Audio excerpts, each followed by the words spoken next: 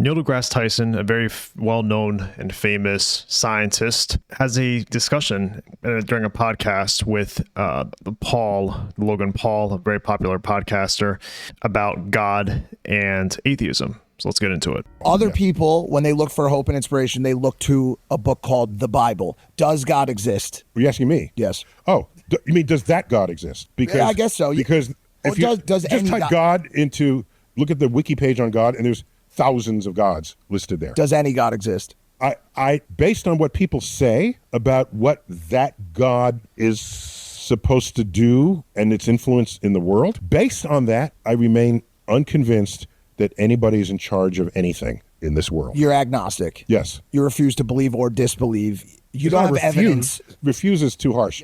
Yep. I would welcome better evidence than what has been presented in defense of the existence of somebody who's in charge. We had two guys on our podcast named Cliff and Stuart Connectley. They are devout Christians who spread the word, the gospel, and they were very convinced by the eyewitness testimony of Jesus, and that was I think, I don't want to misquote them, but that they cited that as some of the strongest evidence they had to prove the existence of Jesus at one point in the Bible. And you're saying that you're saying eyewitness, not Jesus. Yeah, So, Jesus is God to some people. Jesus no. But the existence of God and the existence of Jesus. Let's stick with God are separable variables. Okay, here. so maybe that's do you think Jesus existed? Because Thomas Jefferson, one of our founding fathers, published a book called The Morals of Jesus of Nazareth. And you know what's in that book? He took the New Testament, physically cut out with scissors, every reference to a miracle, anything mythical, magical, conversations with God, and he left in the wisdom of Jesus. And so to Jefferson, Jesus was a wise person, who had a lot of good things to say, but the religious dimensions of him was denied in that compilation of his book. That's why I didn't call him Jesus Christ, which means Jesus the Anointed One, Jesus of Nazareth. So one can embrace the existence of Jesus. By the way, there's some people who doubt it, but I don't have the energy to go that way. I don't have if he's fine, he exists fine, person, right? Yeah. So what I'm saying is his existence or not is a very different issue from whether you want to say somebody created the universe and is in charge of things. Totally valid point. Sure. We don't disagree with that at all. The vast majority.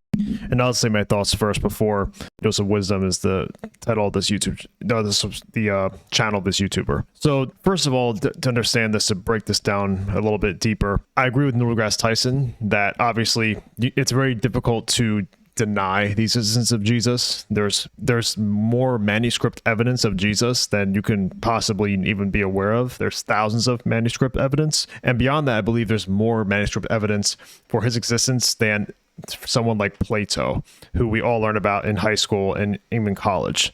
So we can easily state the obvious there that he was an historical figure. But to go even deeper along the religious lens, and you understand why is Jesus not only a religious figure in Christianity, but why is he also connected to many other different religions, such as not Judaism, but Islam. He's seen as the Messiah in the Quran. Also, he's seen as an avatar in Hinduism and Buddhism as well, and probably other different types that I can't think of off the top of my head. So when we really think about this, I think Tyson should take that next step in investigating what makes Christianity more relevant compared to other faiths. Now, I understand he believes he just needs to see the scientific evidence of the universe being created. And I believe the cosmological argument is the best evidence for that, in that it's not necessarily evidence, but it's a very compelling theory in that there has to be a cause for every effect. That's a Newton's law that almost everybody has learned about in high school. And so when you look around the world and you say, okay, what is the effect of this? Having the cause being just molecules bursting altogether from a Big Bang theory without a creator, in my opinion, is kind of illogical. Of all scholars in relevant fields agree that Jesus existed. He's the most well-attested to person in the first century. He has more sources, internal and external, from the Bible corroborating his existence than Tiberius Caesar, who was the Caesar during his time, and his death on the Roman cross under Pontius Pilate is of the events of his life the most well attested to. So the mythicists, the deniers of Jesus as a historical person, are extremely fringe for really good reasons. Yeah, but Jesus, you have to understand, he said some pretty audacious things. And that's where I go, how do you pick and choose what Jesus said or didn't say? And I think that's kind of where he's getting into here is he's like, well, which is actually logical, right? Like if God doesn't exist, then miracles are not possible. Sure. If God doesn't exist and Jesus claims to be God, then Jesus is lying. Mm-hmm. If there is no God, if literally matter is all that is, then the Bible is absolutely out of alignment with reality. Yeah, but the way he describes God in the beginning, right? Did he bring up Wikipedia? What did he say? Like, if you look up God, which God are we talking about? And I hate that. Like, there's a little bit of smugness. Like, you know what they're asking. Do you think that there's an ultimate cause behind all effects? Like, is there an ultimate cause is what they're asking? And he knows that. And he said, well, which one? I don't know. It's when you describe them, I don't know if I believe in that one. And that's what I'm going, man, just kind of get to the point. Like, is there evidence for the existence of a divine creative author, divine creative being that has no creation point himself? He self-existent God. Yeah. Or do you believe like matter is self-existent? I mean, I really want to understand, like, what is his take? Yeah, because I mean, he's actually going to he's going that direction. Okay, so let's see where he goes with this. Can biblical explanations of the universe and scientific explanations of the universe both be true? The history of that exercise really has not boded well for the Bible. Okay. It's if you go to the Bible and deduce something about how the universe must be based on the Bible, and then make a prediction about the world, not a post-diction, a prediction, because that's how science works at its best. Anytime anyone has done that, it has shown to be false. So I got to pause him there because that's a really bold claim. In the beginning, God. Okay, what next? Created. Okay, what next? Everything. Okay, science over the last 150 years has brought us closer and closer and closer to something that looks very much like that. Big Bang cosmology, the universe expanding from a particular boundary, a singularity, a beginning point. Mm-hmm. Alexander Vilenkin famously, after finishing the Borg-Guth-Vilenkin theorem, says, we can no longer hide behind a past eternal universe. We now have to face the problem of a cosmic beginning. Yeah. I love that he's bringing this up because I think he nails it here completely. And even if you want to claim that you don't believe in the existence of God in the Bible through the lens of the Bible, you can't deny that even this first page of the Bible is true. When you look at how the Gospels start, when it says in the beginning, God created the heavens, the earth, the stars, etc. And the theories that science has to explain the creation of everything, of the planets, of the earth, of the stars, of the skies, everything like that, animals. It's very clear and almost in a way is very similar to the theory that science, that people love to pedestalize in many ways, created things. So that would be one example. There's literally still only three options. One, the universe itself is past eternal. Mm-hmm. Two, the universe came from literal, actual nothing, which is insane. Mm-hmm. Like nothing with no properties. Yeah. Like literal nothing. Mm-hmm. Okay. Or three, something that is not the universe is eternal and caused the universe to be. And let's note here, and if we can recognize that 0 + 0 = 0, 0 times 0 = 0, if there's no properties to combine, interact, etc., like everything coming from literal actual nothing is actually incoherent. Yeah. And that's why nobody's really saying that. So we're really down to two. The universe is eternal, yes, or something else is eternal. But we're actually agreeing in light of existence itself, something is eternal, even if you... This is a great point, and this reminds me of the book that Frank Turek, a Christian evangelist, wrote titled, I Don't Have Enough Faith to Be an Atheist. And that title is kind of ironic and sort of comedic in a way, because many people that are atheists claim to not have faith. They're like, oh, I don't have faith in Sky Daddy, whatever you want to call him, all these made up words they say, and they don't have enough faith in God because they can't see him and all that. And there's not proof and evidence, et cetera, et cetera. But yet, their own theory, if you investigate their own worldview, there's a lot more questions that are in their theory of the world than not. want to, again, speculatively postulate, what if there was a multiverse? What if there is like a bouncing model of bouncing universes prior to the Big Bang? Those are speculative. And two, they're all going to face the problem of an infinite regress. If you're talking about a physical universe, literally going back forever, you have a problem with that. Yes. And this is what it is. We would never be here today having this conversation. You literally cannot traverse an infinite timeline because we know that days are real. What was before today? Yesterday. What was before yesterday? The day before that. Let's keep going. If you're telling me there's literally an infinite amount of days behind us, yes, we don't get to today because infinity minus a billion is infinity. Infinity minus 10 billion is infinity. You can't subtract from infinity and have any number other than infinity because infinity is not a number. So infinite regress is a real serious problem for people like Neil deGrasse Tyson, and it's not a problem for the God hypothesis because God isn't having to traverse anything because God is not bounded by space, time, and matter, where you have actual causes and effects and you have the grammar of light and darkness and day and night all telling us time is real and it's a thing that we actually are passing through. B theory of time is absolutely crazy. Sorry, I'm on a rant here, but this is, I really think, all important stuff. And plainly put, and I challenge anybody in the comments to say otherwise, you cannot traverse an infinite sequence of events. You cannot do it, which means that the universe is not infinite in the past. If it's not infinite in the past, you can speculate, multiverse, bounce theory, whatever, as much as you want, and you're not getting around that problem. You're back to the same problem that we're currently at on the standard model that the Big Bang is telling us, which is that the universe began to exist. If it did in fact begin to exist, which again, it's the only logical answer, that raises a massive question that totally comports with Genesis 1:1. What is capable of beginning a universe? What is a cause that is not the universe that could cause the universe to be? Something. Wow. I didn't know where to begin with that. Very beautiful explanation. And this is a really great point that he makes, because with the theory that Christians and even any other believers in God can hold to, and especially Bible believers in the Bible, that makes it very true, is that not only did God create the heavens and the earth in the beginning, but that the existence of God himself, is eternal and outside of time, in the sense of he's infinite in time. So when Christians say that God created the earth, God created the heavens, it's not saying that just anybody random created it, because if it was anybody outside of God, then there has to be a cause for that creation. Just like there's a cause for a boy or a girl to be born from the mother. There's a cause with the house being built. There's cause with the roads being built, trees. There's a cause for everything in our world, the deeper that you look into it.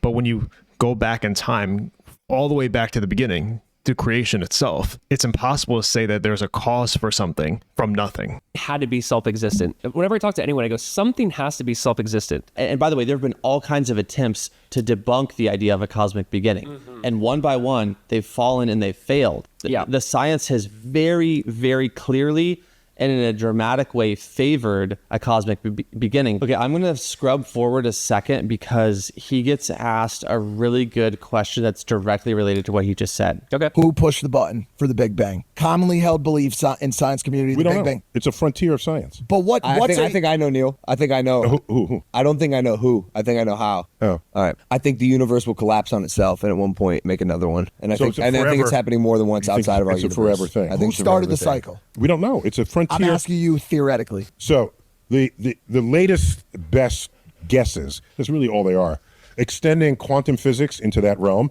And quantum physics has been really, really, really successful as a theory of the universe. It tells us that our universe is likely just one of many in what we call the multiverse. Like an infinite number of these just getting cranked out, each with slightly different laws of physics. The laws of physics that would enable life as we know it are in this universe. That's why we are here speaking together. Are we? It's why it's possible at all. We are not having this podcast in another universe where the laws of physics didn't allow matter to form. So, but that pushes the question back: what started the multiverse? And we don't know. It's a frontier. Learn to love the questions themselves. This is fascinating because and I'm not faulting Neil deGrasse Tyson at all for this, because he's a scientist. He's only explained these theories, but at the same time, just listening to this theory, it sounds much more incoherent and irrelevant than an existence of God, especially in my opinion. But even, and I bet if any of your friends, if you ask this, if you tell them this, that we exist because of a multiverse that just expands out different forms of laws and physics for different universes, and that's why we exist, because we're lucky to be in the right universe. Okay, but then let's go back further. Who created those multiverses? How did they? What's the equation for those types of atoms and physics and laws of physics? Can we create those physics in this world, in this universe? Can we see what time or millennia this was happening, et cetera, et cetera? The theories can go on, and you can begin to create more and more incoherent sort of ideas of how the world existed, when really, when you point to God himself and what the Bible states, it's very logical. And it's funny because many atheists, especially the modern atheist movement, look to Christian believers as very ignorant and oblivious to reality. But this theory, to me, is oblivious to reality. That's if you must have an answer every place you go. I don't need. You're not very useful in the lab. I'm asking it as a question, but does it not at least lead you to believe? Yeah, we gotta get you out. I got 5 more minutes. Last question. Yeah! 5 more minutes. Last part of it. Does it not at least lead you to believe, based on what you know, once again, about your own backyard, that something, someone, or some entity has to be responsible for the ignition of said sequence? I will never say anything has to be anything. I will just simply say, we don't know. Got it. At least you're agnostic and not atheist. The idea that the universe, whether it's a multiverse or not, is eternal in the past, fails. It fails.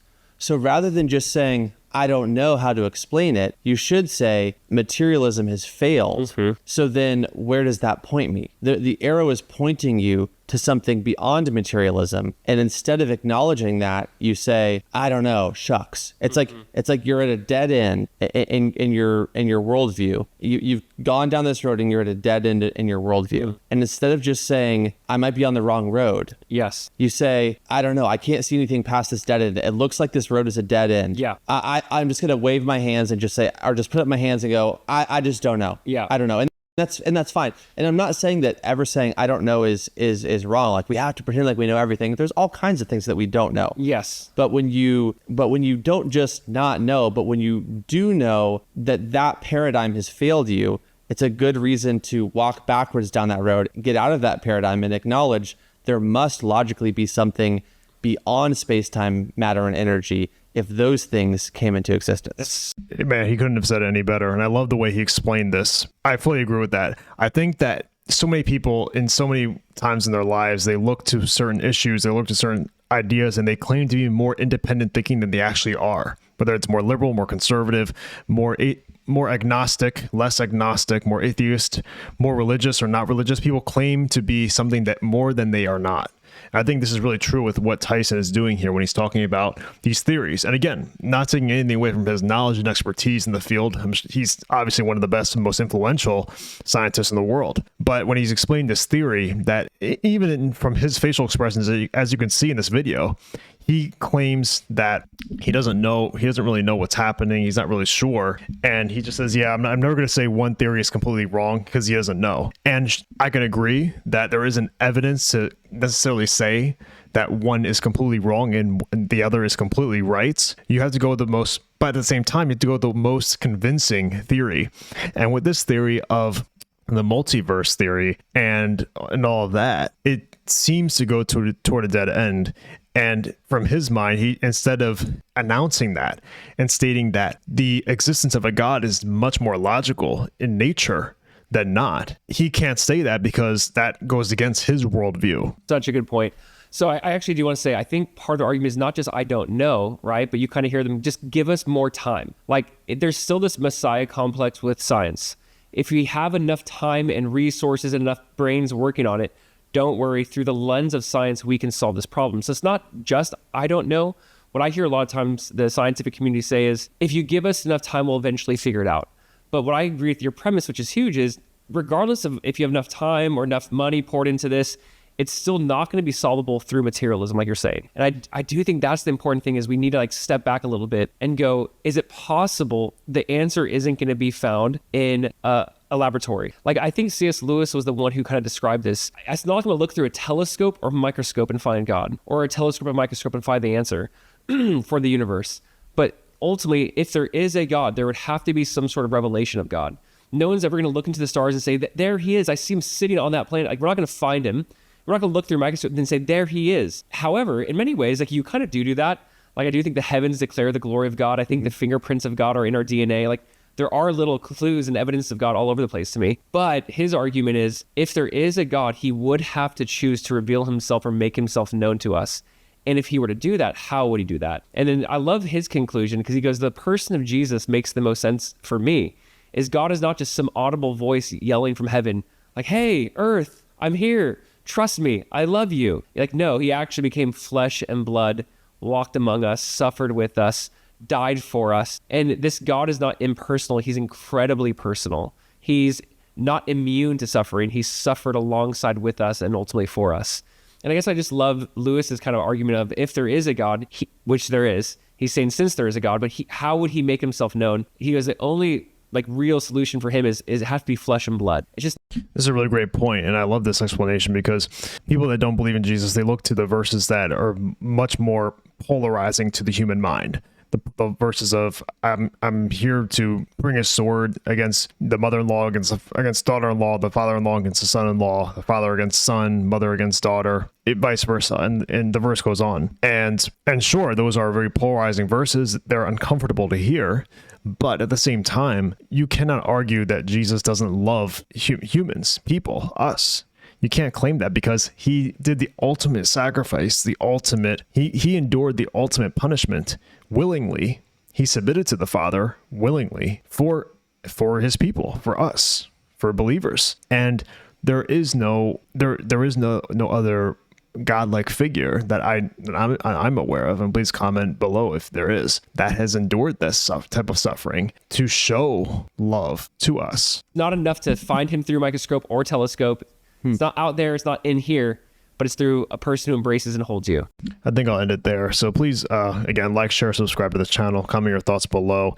Do you believe that there's a convincing argument for atheism that is more convincing than what Neil deGrasse Tyson was stating here? Please comment below, and I love to hear it. And again, is there other Christian arguments from the Bible, arguments that Christians can use that you would say that these two gentlemen haven't mentioned regarding Tyson's arguments from science and materialism?